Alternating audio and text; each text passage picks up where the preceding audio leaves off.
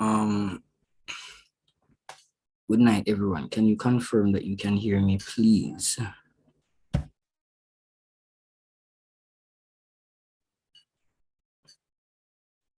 So please confirm that you guys can hear me.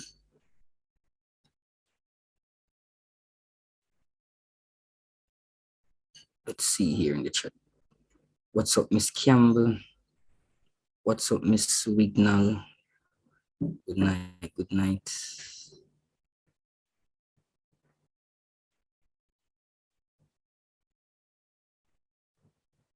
All right, so please let me know if you're hearing me properly before I begin.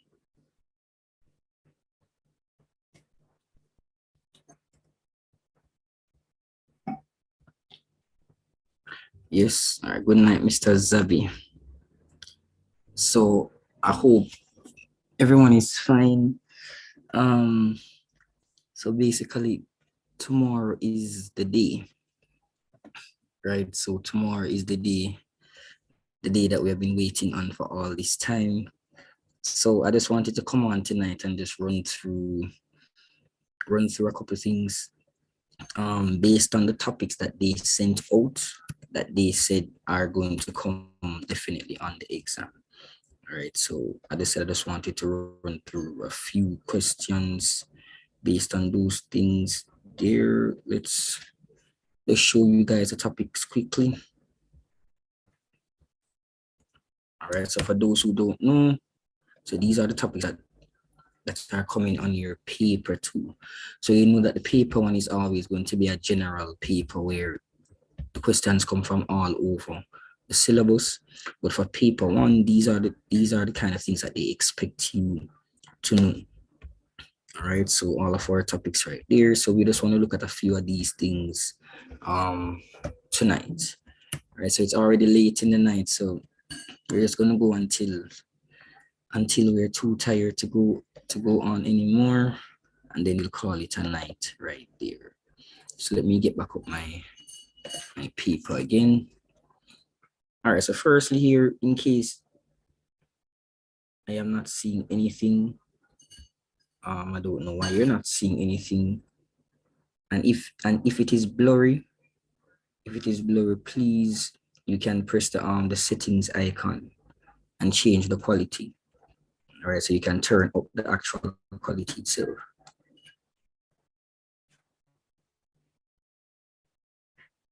So I'm not sure why you're not seeing in the mix, because I can see what's happening on my next device as well at the same time. All right, but anyways, people, this is the formula sheet. So these are the few formulas that they're going to give you in the exam. Obviously, you know that there are going to be many more formulas that you need to know, but these are the ones that they will give to you, or at least some of them that they will give to you. All right, so let's start with measurements here first. All right, and for measurements, you have to know about area, you have to know about perimeter, right? We have to know basically about solids, total surface area, and volume. So the question says the diagram below, not drawn to scale, shows a triangular prism ABCDEF. The cross section is the right angle triangle ABC, where AB is 6 and BC is equal to 10. So question number 1. Calculate the area of the triangle ABC. All right, so calculate the area of triangle ABC. So can anybody tell me how would they approach that question right there? What do you notice? All right, what type of triangle are we given? Can anybody tell me that? What type of triangle are we given? What do you notice? What do you think that we're going to have to do right here? And remember that this is YouTube. I won't be able to see you guys, so participate as much as you can so that we can go through as much as we can go through. All right, so how would you approach this here? What type of triangle are you looking at? All right, so somebody says a right angle triangle. All right, there are a few things that I need you guys to know here. No, there are 3 ways how you find the area of a triangle.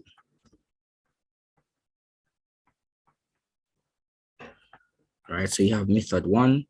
When you're given a right angle triangle or a right triangle, we use base times height divided by 2. When given all three sides, you use what we call the semi-perimeter formula.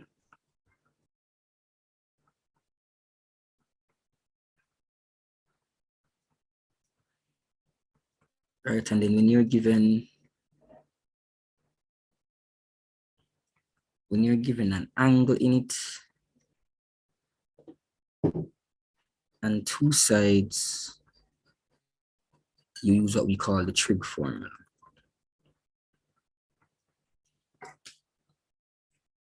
All right, so when I see somebody here telling me that we're supposed to use b times h over 2, which is correct because this is a right angle triangle right here.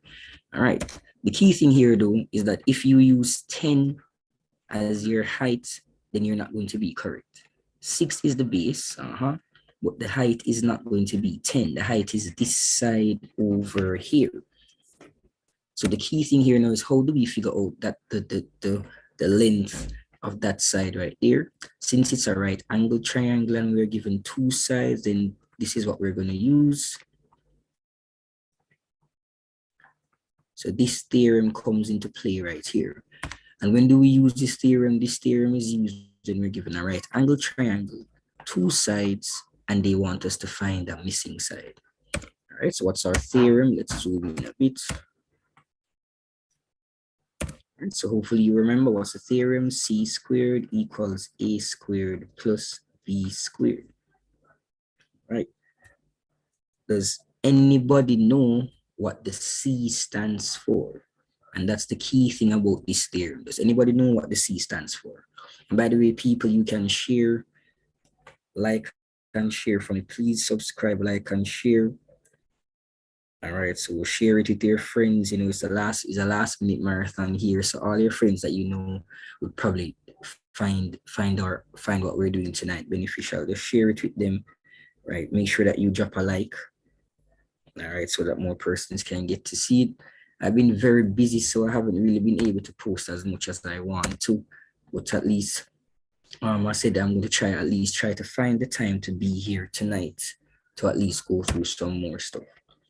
All right. All right, so let's continue here now. So what does C represent? C always represents the hypotenuse. The hypotenuse is always the side that is opposite the right angle. So that's my hypotenuse, which is 10. So that is 10 squared equal to 6 squared plus, I do not know what that is, so let's call it x squared. So that's 100 is equal to 36 plus x squared. You're going to transpose your 100. So 100 minus 36, that gives me 64. Then to get the value of x, I find the square root of both sides. So x is actually equal to 8. All right. So let's put our 8 there. And that then therefore means that our height is now 8. So we can now find the area of the triangle. So the height is 8, the base is 6. So that is 6 multiplied by 8, and you divide that by 2. My answer, 24 centimeters squared. We don't want to lose any easy or simple marks here. So please make sure that you write that centimeters squared.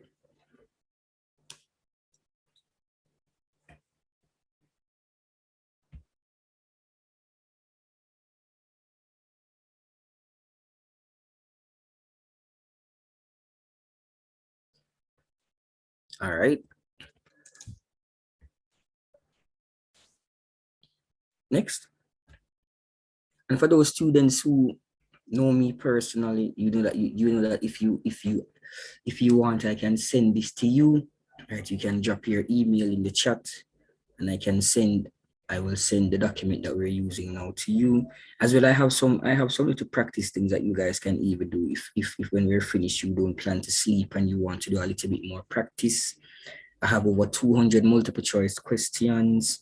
I have it on a website where if you do it that way, as soon as you're finished, you will get back your results to see how many of the questions you'd have gotten right and what the correct answers are. So All you have to do is just drop your email in the chat and I will make sure that I send those stuff to you. All right, next question here now. The length of the prism if the volume is 540 centimeters cubed. All right, so how do we find volume now? Volume of any prism. So if they give you a question in the exam talking about volume, there's a specific way how we can find the volume of anything at all that we're given. All right, and how do we do that there? The volume of any prism, you find it by saying the area of the cross section. Let's just bring this down here. So area of the cross section multiplied by the length or the height. Right, some persons might be saying, sir, but what is the cross section? What do you mean by cross section? Basically, imagine yourself looking at this shape from the front, right? So imagine yourself looking at this shape from the front, and this is a wedge, which is basically like a block of cheese. So when you look at it from the front, the cross section that you're going to see is a triangle. The cross section of any solid is always a two-dimensional shape. A triangle if it's a triangular prism, a rectangle if it's a cuboid, a square if it's a cube, and so on. A circle if it's a cylinder. So the area of the cross section times the length or the height, that gives me the volume. And they want us to find the length. We know the volume. So let us try to see how we can use this information in our formula here now. All right. So the volume is 540. That's the same volume that we have in our formula. So we're going to replace the volume with the 540 is equal to the area of the cross section. Remember, the cross section is a triangle. And what did the first question ask us to do? Find the area of the triangle. That's equal to 24 multiplied by, let me just use L to represent length. All right, one thing about this exam here is that if you want to pass the exam, you have to know how to solve an equation. So if we want to find L, what are we going to do here? Let's see if anyone can tell me what are we supposed to do here to find L.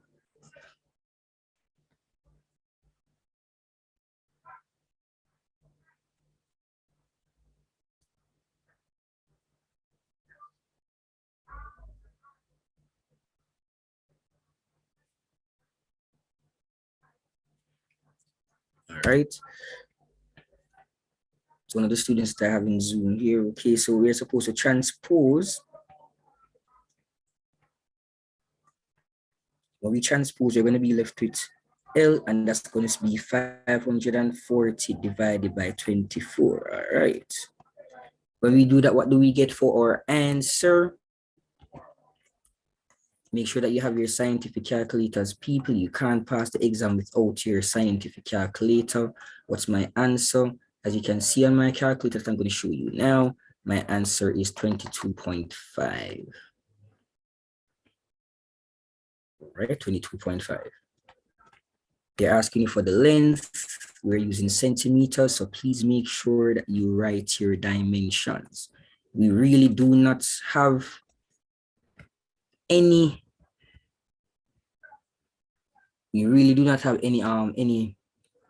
leeway for us to be giving away easy marks. All right. Next, total surface area. How do you find total surface area? Now, the total surface area is the area of all faces added together. All right. So the area of all faces added together. So basically, when you're doing this, people, if you get one of these diagrams and on the topic listing, it says volume, it says surface area. So we have to be prepared to be able to do one like this. You just have to be able to look at the solid and basically use your imagination and open it up, right? Use your imagination to be able to see all the faces, right? So hopefully you guys should be seeing that there is a face at the front right here, which is a triangle. And then there is one around the other side that is also the exact same thing. There's another face right here, and this face is a rectangle. There is one that it is sitting on. That's another rectangle. And then there is one way around the back that is also another rectangle as well. Right?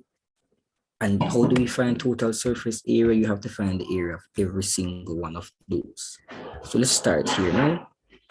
We have our triangle here. We already know the area of our triangle. So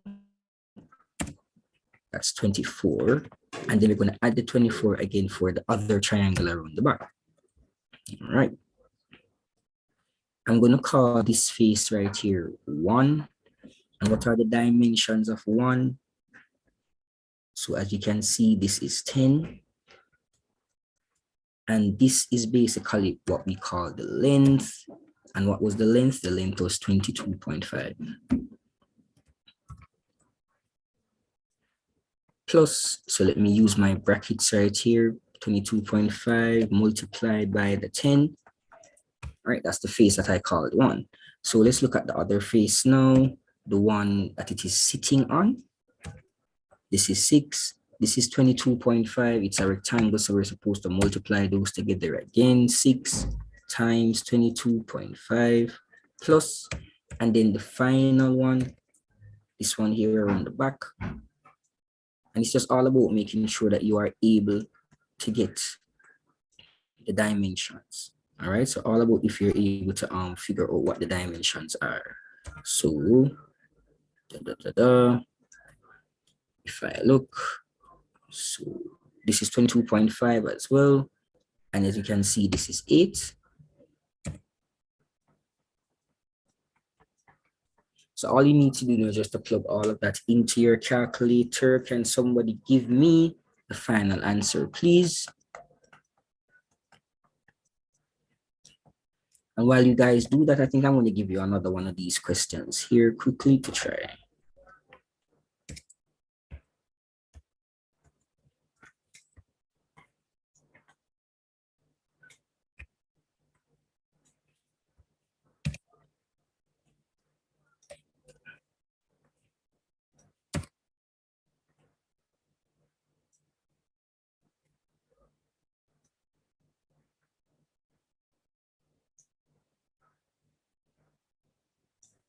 Right. So let's see. 13 meters.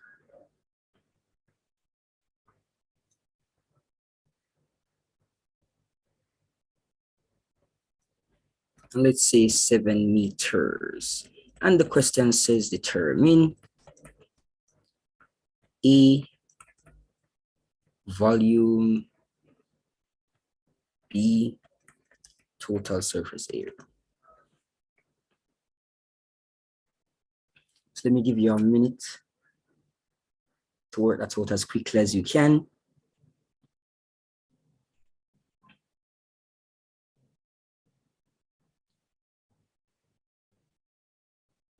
So in the exam, they will give you questions based on the different principles, right? So obviously we know that they like to mess with our brains. So they will give you questions where you'll have to manipulate something or reason something, but everything always comes from the basic principles, right? So if you get any question at all talking about volume, you just have to know, how do I find volume?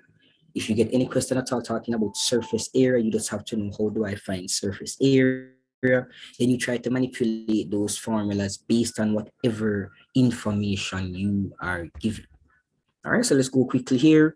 So volume is equal to, it's the area of the cross section multiplied by the length or the height. So if we're looking at what we're looking at here, or cuboid, the cross section is a rectangle.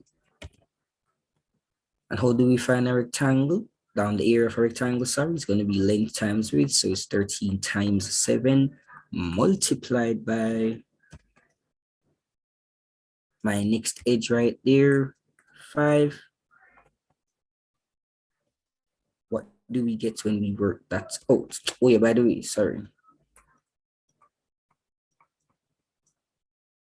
588 centimeters.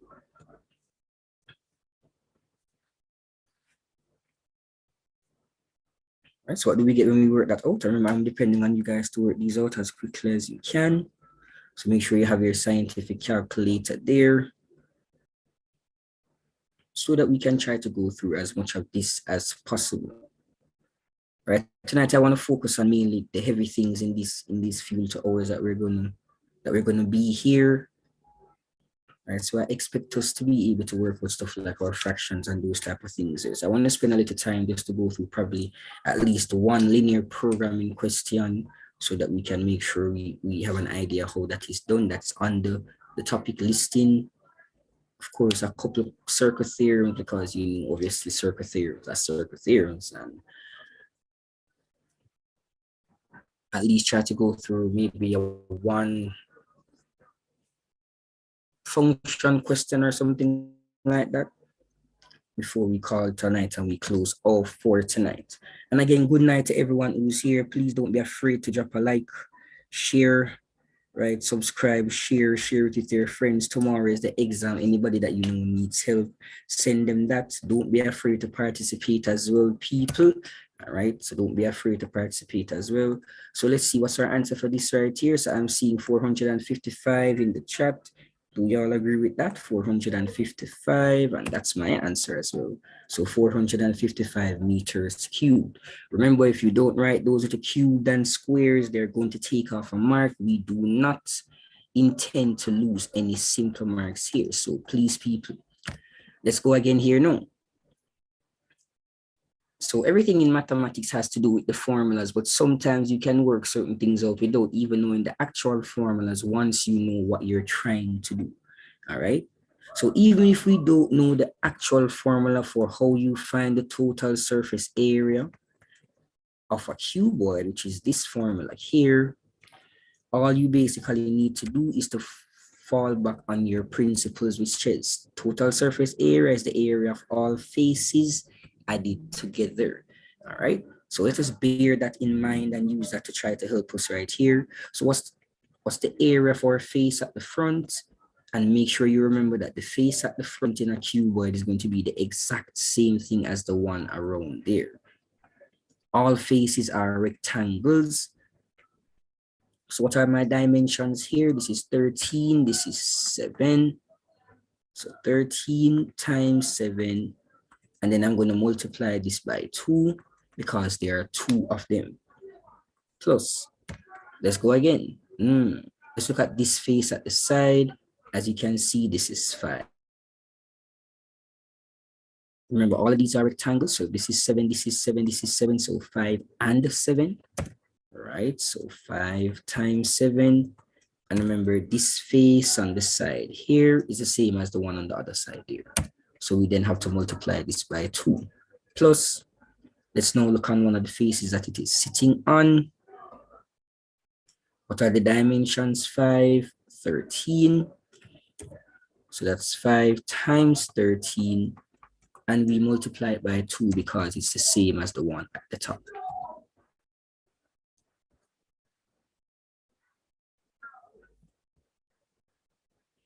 All right. Can you guys work that out and tell me what's your answer, please, sir? The triangle question. The triangle question. Well, there are many different stuff that you can get based on triangles. So I'm not sure exactly what you mean. I don't know if you mean the one that we just did a while ago. I don't know if you mean this question that we just did a while ago that contained the triangle. All right, but remember, area of a triangle, right angle triangle, so it's base times height over 2. That's how we get our 24. The volume is the area of the triangle. There's a triangle multiplied by the length. They want the length. They gave us the volume. So that's the reason why we use that formula. That's where the 540 comes from. The area of the cross section is the area of the triangle. Total surface area of all the faces, and we went through how to find the different faces there. All right, so trying to find the total surface area of this one.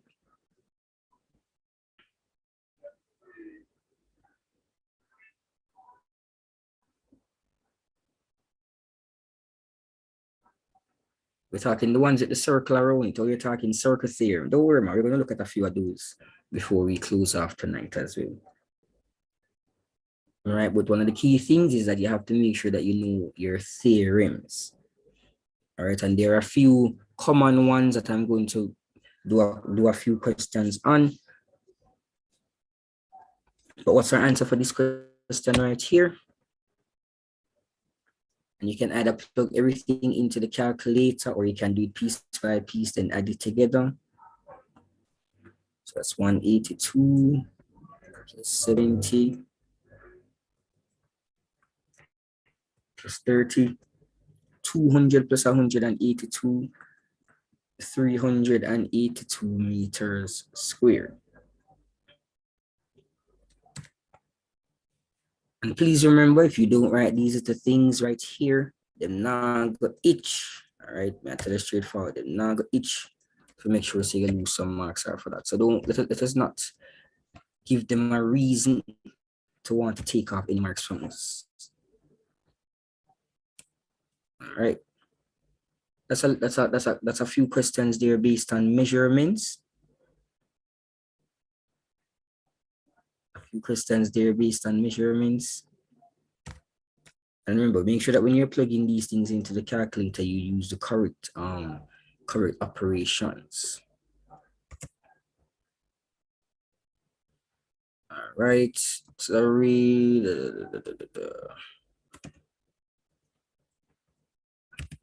So someone was talking about circuit theory. So let's jump to that right there.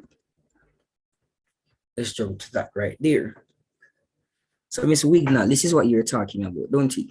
And I know this is a problem area for a lot of persons. All right, so I know this is a problem area for a lot of persons. And there's a few reasons why this is a problem area for a lot of you guys. All right, so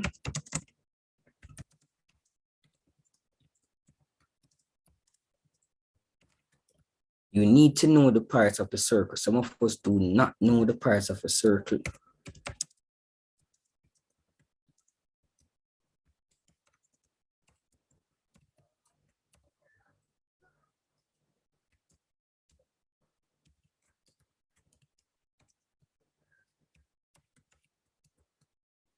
I saw why circle and spell tonight. Isosceles.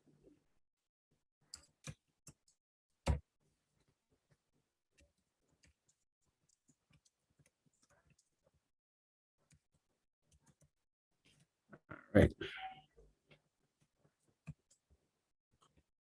So these are three of the main reasons in my experience why students always have a very big issue with circle theory. One, we don't know the parts of our circle. So when we were in first and second form and even up to third form, we weren't paying full attention. So we never learned the parts of our circle. You need to know about triangles. Again, that goes back to first and second form. You have to know about your triangles, different types of triangles and the properties that they will have. And then the third and one of the most important reasons, you have to know the theorems. People, if you don't try to learn the theorems, then how are you going to be able to answer a question based on circle theory? Right? So like try to explain that for me. Right? If you're doing circle theorem, how are you going to answer a question based on circle theorem if we don't know the circle theorems? All right. So there are a number of there are a number of theorems that recently they have been focusing on. If you look on the question on the screen right here, this is a perfect example of one of the type of questions that they have been given recently. This is going to give me problems tomorrow still. Well, let us try our best and see if we can help you to get what is happening right here for tomorrow, because obviously we all know this is something that comes every single year. So let us go through this, go through the basic principles, and then all you guys are going to need to do is just to apply those principles. I'm going to point out some things that I've been noticing over the last few years, and we just try our best to see, right? To make sure that because they're going to pop up tomorrow. When they pop up tomorrow, you make sure say you jump on that. All right. So let's start right here. The first thing is that you need to know, or you need to be able to identify where the angle is that they're talking about. So usually whenever I'm teaching this, I love using different colors. All right. So I love using different colors. Let us change this now. All right, so whenever I'm teaching this, I love using different colors because sometimes when I do that now, it's like you guys are finally able to see what is happening. All right, so let's see what color. Let's make this one purple. All right, so it says OCE angle will be a letter in the middle. So try to make sure that you bear that in mind. The angle will always be where at the letter in the middle. So what letter is in the middle right here? C, that means the angle is going to be a C. C is right here, the angle is going to be somewhere right here, but we use the other letters now to pinpoint the exact location. So O, C, E, this is the angle that they're talking about. Let me use colors now to show this. So the angle in purple. That's the angle that they're talking about. As I said, if you don't know your theorems, then you won't be able to do this. All right, so there's a theorem that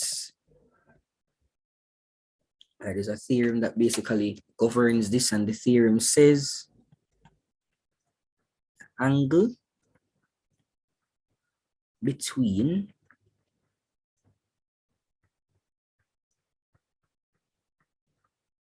the tangent and the radius is 90 degrees. And remember, it says calculate given reasons for each step. So as you make your steps, you have to give reasons, and that's one of the other reasons why students hate this so much. All right, so as you calculate, you have to give reasons right there. So that's my reason.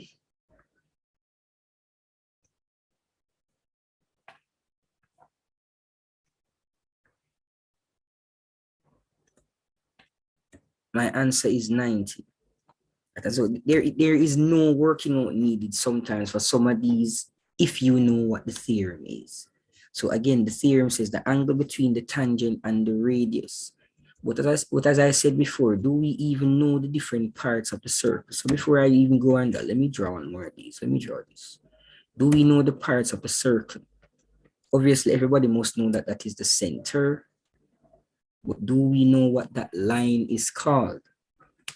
And before I say it, give your answer that question to yourself, and then if your answer was radius, that is correct. That line is called a radius.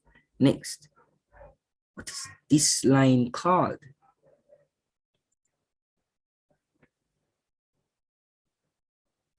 If the answer that you had said to yourself was diameter, that is indeed correct. Next, what is this part of the circle called? What's that part of the circle called? If you had said circumference, the distance around any circle, then you would have been correct. What's the name of that line?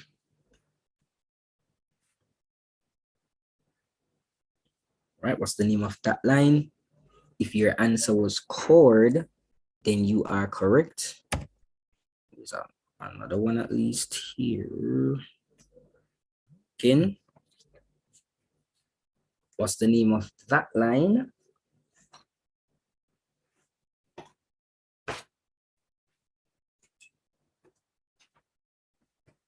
If you had said tangent, then your answer is correct.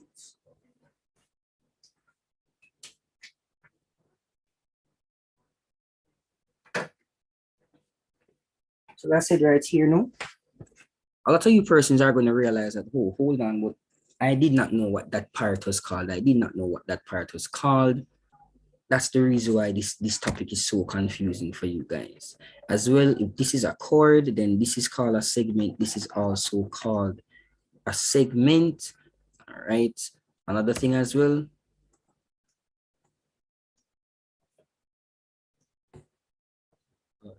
This broken line. All right, so that's a triangle right here. Isosceles triangle. Remember, an isosceles triangle is one where two sides are equal and these two base angles are equal. So just quickly, if this angle is 100, how do I find any of these two missing angles? I would say 180 minus 100, then I would split that answer equally. The answers for both of these would be 40. Because again, what do we know about a triangle? The angles in a triangle always add up to be 180 degrees. All right. Another thing about a triangle here,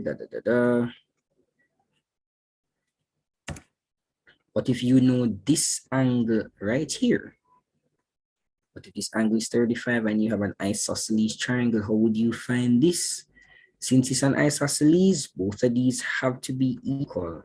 So in a case like that, now you would say 180 minus those two, that's 180 minus 70, 110 degrees. So you have to bear also all of those things that I just did a while ago, you have to bear them all in mind to be able to answer any circle theorem question. And then obviously every question is unique into itself. So what you would then do depends also sometimes on what exactly the question asks you for. All right, so the first answer, OCE is equal to 90 degrees.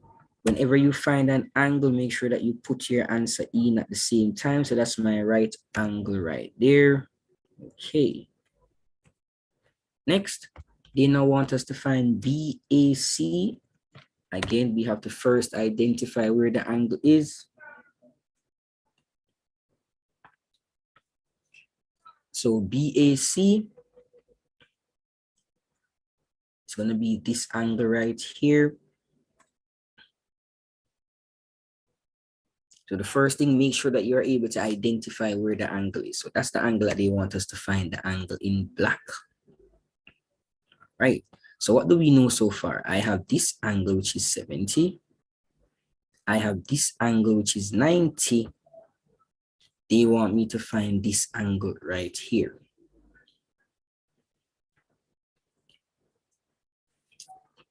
A lot of times, right? So a lot of times we overcomplicate things because we are not sure of what to do, right?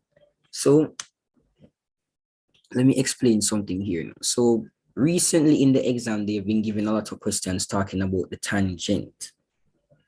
If I look at this here, this is called a tangent. And if I look at this line is called a chord.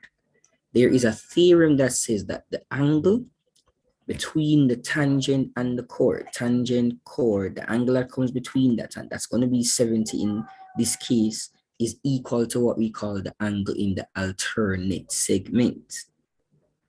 What's the angle in the alternate segment? You first go to the chord, here's the chord, and then you look at what angle is formed by that chord on the circumference. So my chord is BA. The angle that is formed is the angle BAC. Oh, sorry about that. So the angle that is formed is the angle BAC. That means that this angle at the top is the angle in the alternate segment. So again, the theorem says the angle between the tangent and the chord, which is 70 in this case, is equal to the angle in the alternate segment. So these two angles are equal. Again, another question that you don't have to even do any working out for, but you have to make sure you then write your reasons. So angle between tangent and chord equals, and that symbol is angle, equals angle in alternate segment. So the angle between the tangent and the chord is equal to the angle in the alternate segment. So again, another answer right there that we never had to work anything out for. So that's 70 degrees. And then before I even show you it, again, recently, whenever they give an answer, whenever they give something that looks like this, whenever they give you an angle at the circumference, they usually ask you to find the angle that is at the center. Or if they give you the angle at the center, or if you work out the angle at the center, they would usually then ask you to find the angle at the circumference. This is based on what theorem 1 says. And theorem 1 says that the angle at the center is twice the angle at the circumference if they are both coming from the same chord or the same arc. So this angle here and this angle here, they are both coming from the chord right here. So that means that this angle is 2 times whatever angle is here. So because of that relationship and it being theorem number 1, they ask that question a lot. And so if we look here now, this question says BOC, and BOC is the angle at the center. So you ask yourself, okay, do I know any theorem that talks about the angle at the center? And you would start with the first theorem, angle at the center, BOC, equals twice, so 2 times. So angle at the center is twice the angle at the circumference, and the angle at the circumference is BAC. They want us to find that BOC, sorry. So that's going to be 2 multiplied by, what is BAC? BAC is 70, 2 times 70, 140 degrees. And they want a reason, so angle at center twice angle at circumference.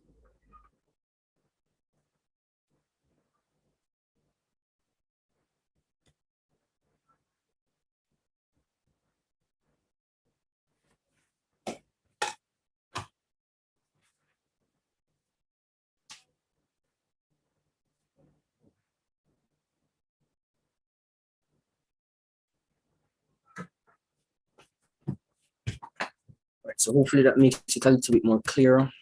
We look at least one more still. Right, but those are some of the recent recent ones that they have been asking about. Those theorems there, angle at the center, angle at the circumference, angle between tangent and chord, right? And of course your isosceles triangle stuff. They have been giving a lot of that recently as well.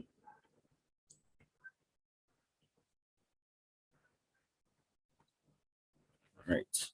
So let's continue.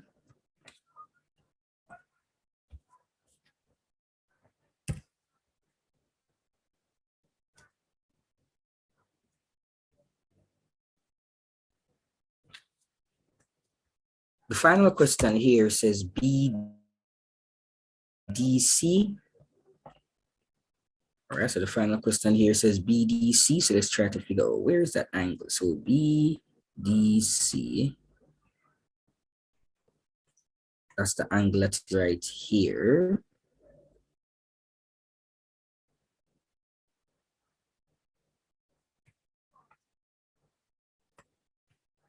Let's mark that angle in red. It's an angle right here, all right. So there's a theorem, one of the circle theorems that says that if you have 2 different tangents, so 2 different tangents, and they come together at the same point, and those 2 tangents are said to be equal, which means this is equal to that. All right, and if this is equal to that, if you look right here, you see a triangle. What triangle do we know that has 2 of its sides equal? It's called an isosceles triangle.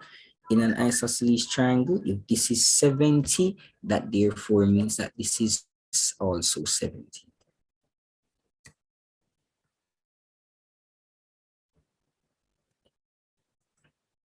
If you have this and this, then you can now find this because it's a triangle.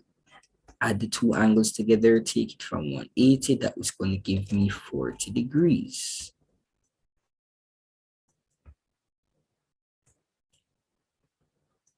All right, so that's equal to 180 minus 70 plus 70. 180 minus 140, that is 40 degrees.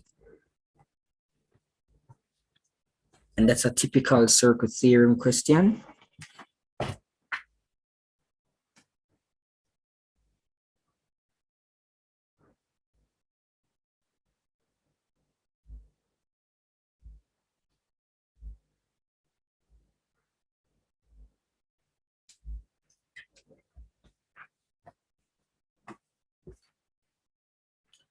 All right, next. Let's look at a linear programming question. And again, another thing that they have sent to say that is coming on the exam on their broad list.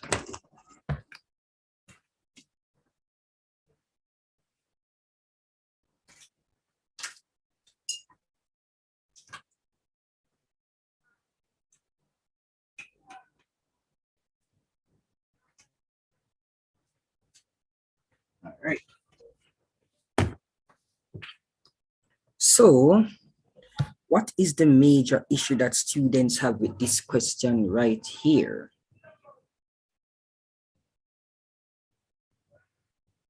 All right, so linear programming, what's the major issue that students have with this question right here? It is generally because of what we call the language, the mathematical language in it. All right, so it's basically because of the mathematical language in it. Right, so we have to basically make sure that we know what each of these things are going to represent. All right, so let's just get thinking here before we move on, right? So think about this. What if I said to you, every day I get at least $500 for my lunch money? What would that mean to you?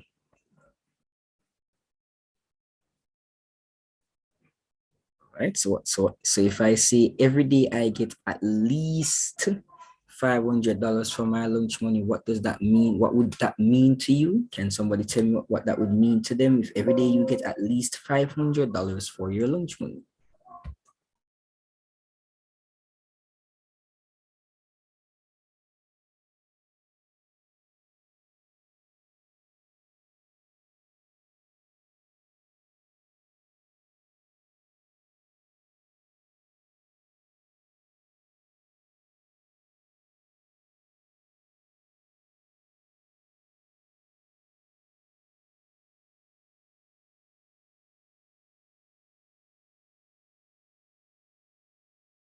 So what most people do here is that they think that because it says least, right? A lot of them think that because it says least, they think it means the smallest. It means less than, right? Because they see least. So if I say that every day I go to school, I get at least 500, it means I get $500 or more. So that would basically mean greater than or equal to. But if I say every day I go to school, I get no more than $500. That now is basically like the opposite. So that's 500 or less. So that would be less than or equal to. And people, make sure that you do not mix these symbols up, please. All right, so let's go here now. A florist uses X lilies and Y roses to make a bouquet. A, the total number of flowers must be less than or equal to 45. So again, the total number of flowers must be less than or equal to 45.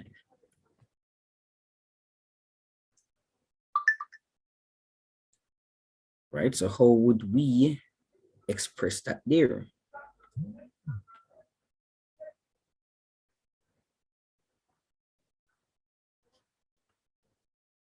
So in mathematics, the word total means to add.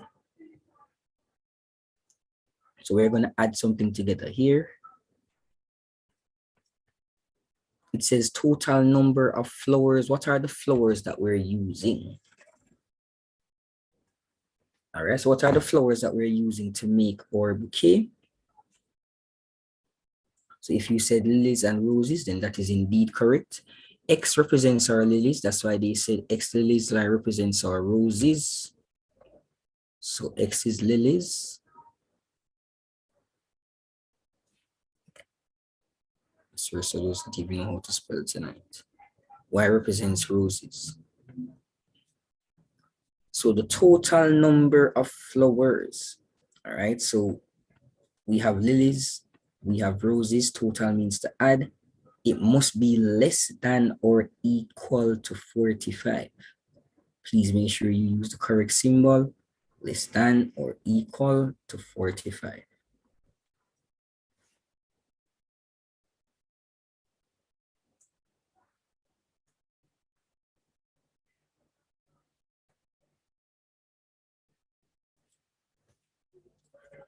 And that's our first inequality.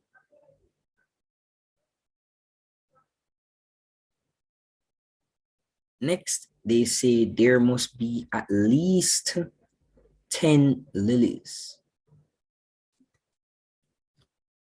Let me give you a few seconds to write what you would write for that. There must be at least 10 lilies.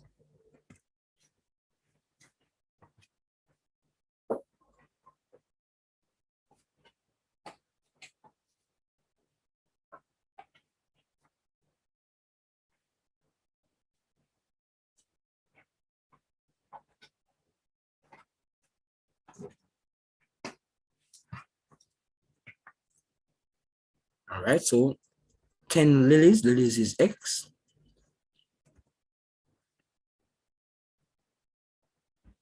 At least means greater than or equal to.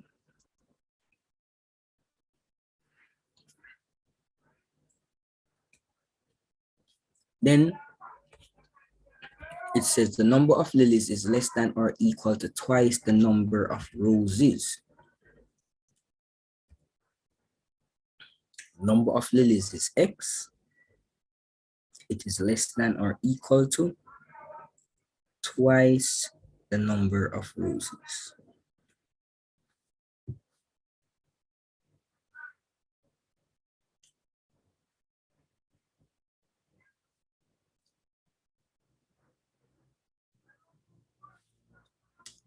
After you get that part right there, what you have to do now is just to basically plot those things on the graph paper. For the first one, we draw it using the intercept method. So when X is equal to 0, X plus Y is equal to 45, and X is 0, so Y is 45. When Y is equal to 0, X plus Y is 45, X plus 0, X is equal to 45. On my graph here, I have that already drawn. So when X is 0, Y is 45, that's where this point comes from. When Y is 0, X is 45, that's where this point comes from. And then I simply draw them. Draw the line.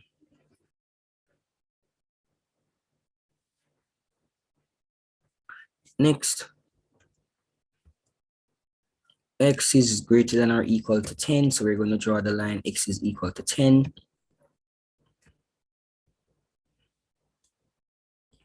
X is equal to 10 means go on the x-axis, find 10, draw a line going up.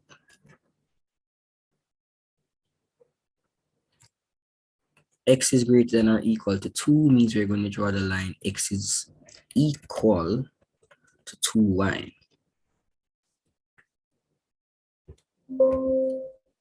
So when I multiply y by 2, I get x. So when x is 5, y is going to be 10. When x is 20, and all that and all that. So basically, when you're finished, you're gonna end up with something like this.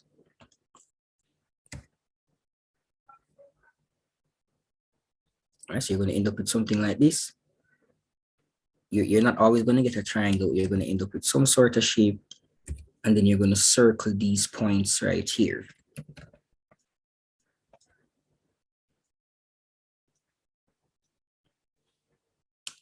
So these points are the vertices, and these are the points that you're going to use to then help you to answer the questions to follow. And the first question that follows says the profit on a lily is $1 and the profit on a rose is $2. Write an expression for P.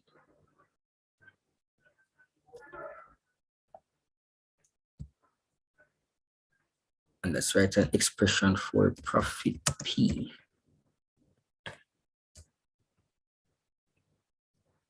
So they say the profit on a lily is X, it's $1, so 1X plus the profit on a rose is Y, so 2Y. That's my answer right there.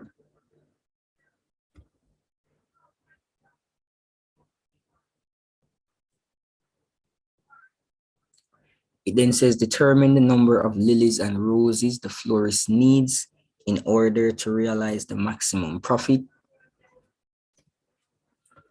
For this question here, no, that is where these points come in.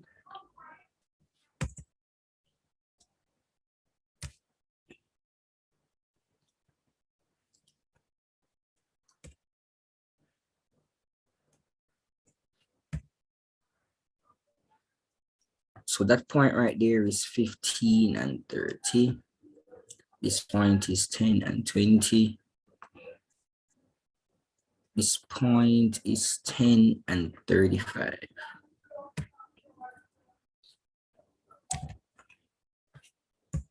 So what do you do here now?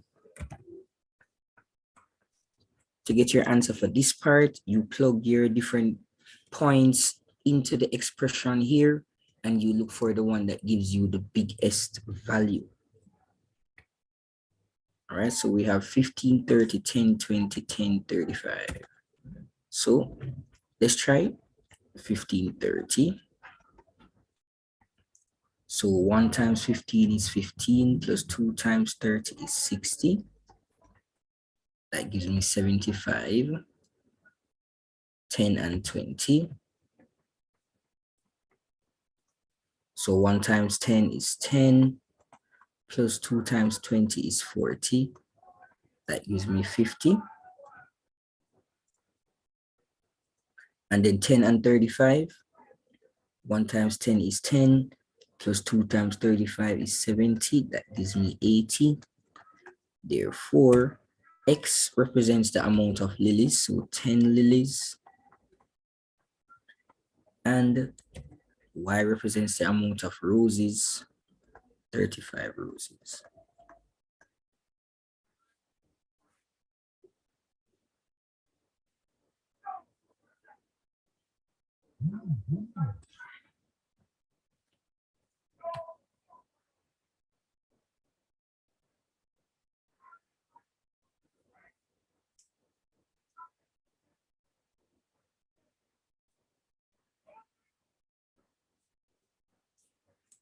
All right.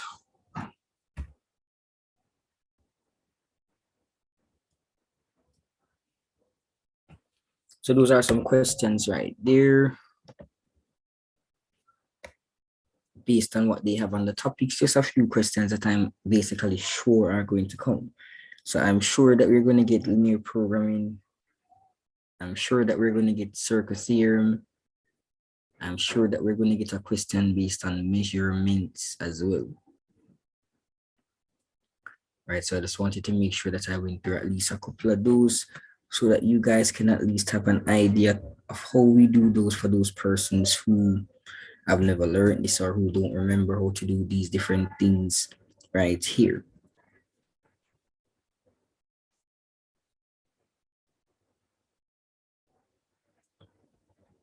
All right, so let's look at a few more things before we close it off for tonight.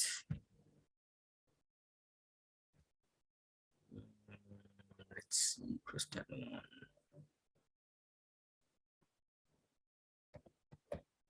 All right, let's look at these questions here.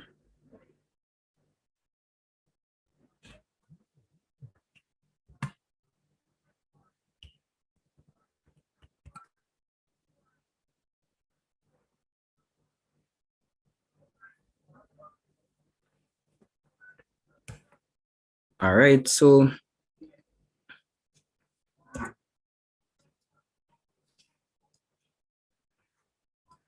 the incomplete Venn diagram below shows the number of students in a class of 28 who play football and tennis. So I'm going to do this first one here quickly, then I'm going to give you a chance to try the second one. So if they give you a question based on sets, they are most likely going to ask you this as the first question, which is to complete the Venn diagram. All right. So U is equal to whatever the total is, you put it right there.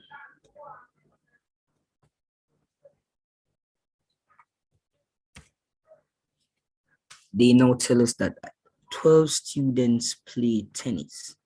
Please do not be tempted to put the 12 right here. Please do not be tempted to put 15 right here because it says 15 play football. That's not how it goes. All right. The 12 represents the total amount of students who play tennis. So that's all of this right here, which means it also includes this and this also like football. So what we need to do is to try to figure out how do you find out the amount of persons who only like tennis. And that's what these sections are. These sections are basically the only section. And how do you find this? Right, what you do is that whatever the total is for that set, you subtract the intersection from it. So for tennis, the total is 12. So for the only section, I'm going to have 12 minus x.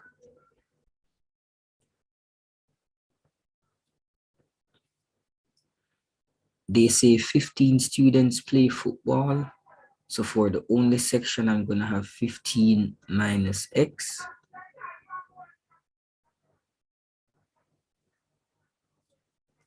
They then say 8 play neither football nor tennis.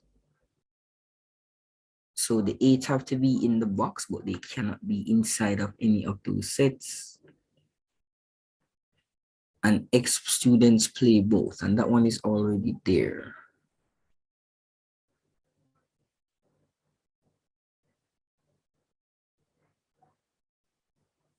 So complete the Venn diagram above. That's what we just did. So now calculate the value of X. Right, so calculate the value of X. So how do you do that there now? To get the value of X, what you do is that you add all 4 of these pieces together and make it equal to the total. And what was our total? Our total was 28. So 15 minus x plus x plus 12 minus x plus 8, that is all equal to 28.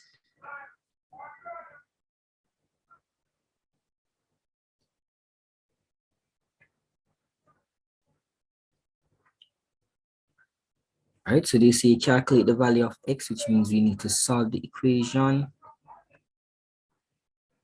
Negative x plus x, that's going to cancel. That gives me 0. Add your constants together, your numbers together.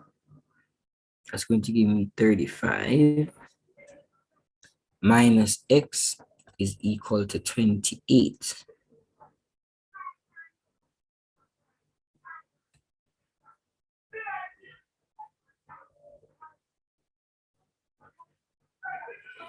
All right, so remember you cannot have a minus x, so I'm going to bring the x over there and I'm going to bring the 28 over here.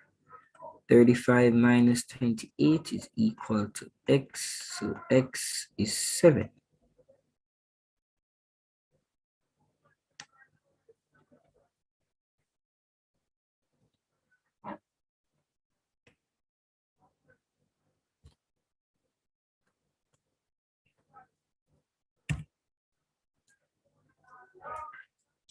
All right, so let's see you try this one here now.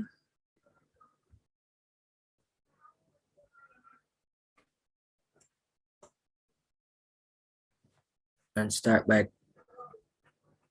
doing a little quick drawing of the Venn diagram and completing it.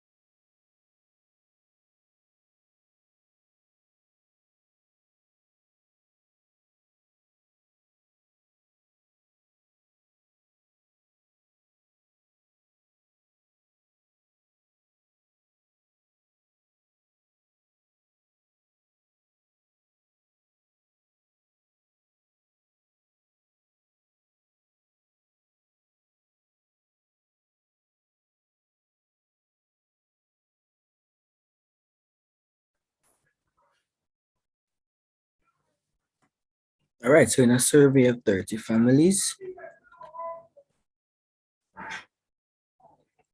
15 own dogs, 12 own cats, X own both, 8 own neither. So since 15 own dogs, since 12 owned cats, that's what they're expecting to see.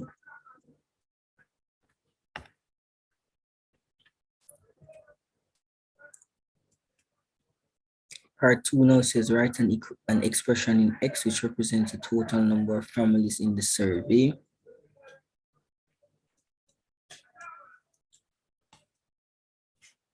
So we need to add those 4 things together again, but because they said expression, we're not going to make it equal to anything.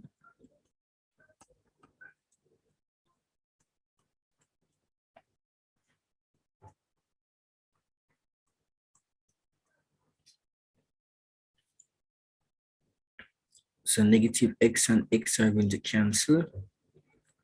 So basically when I work it out, I'm going to have 35 minus X.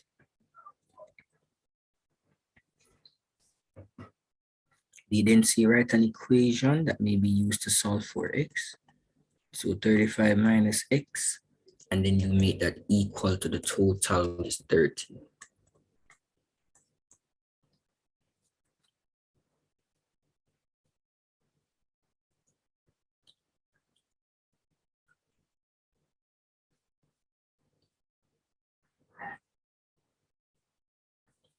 Right?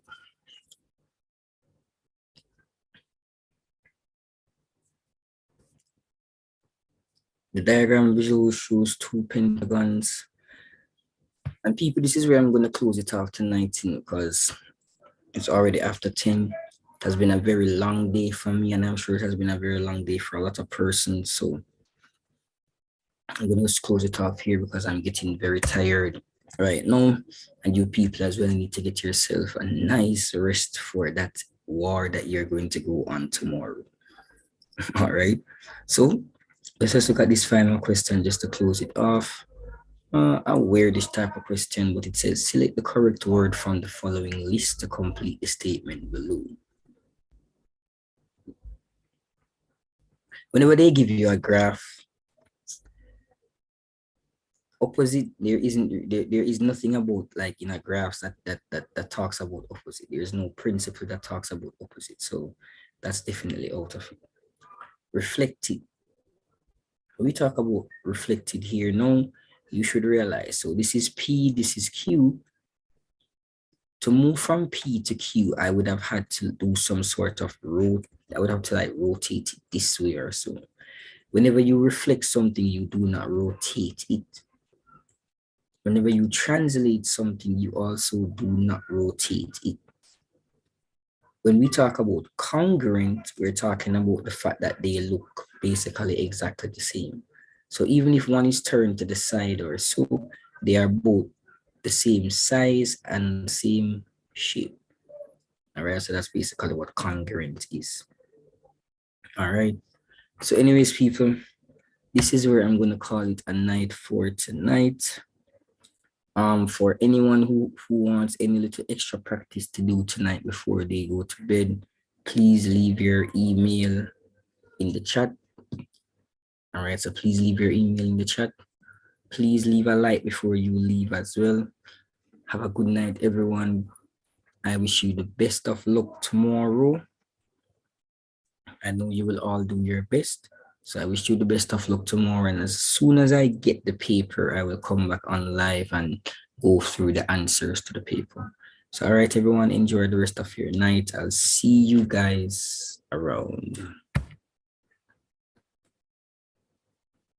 So can you send the choice crystals to my email?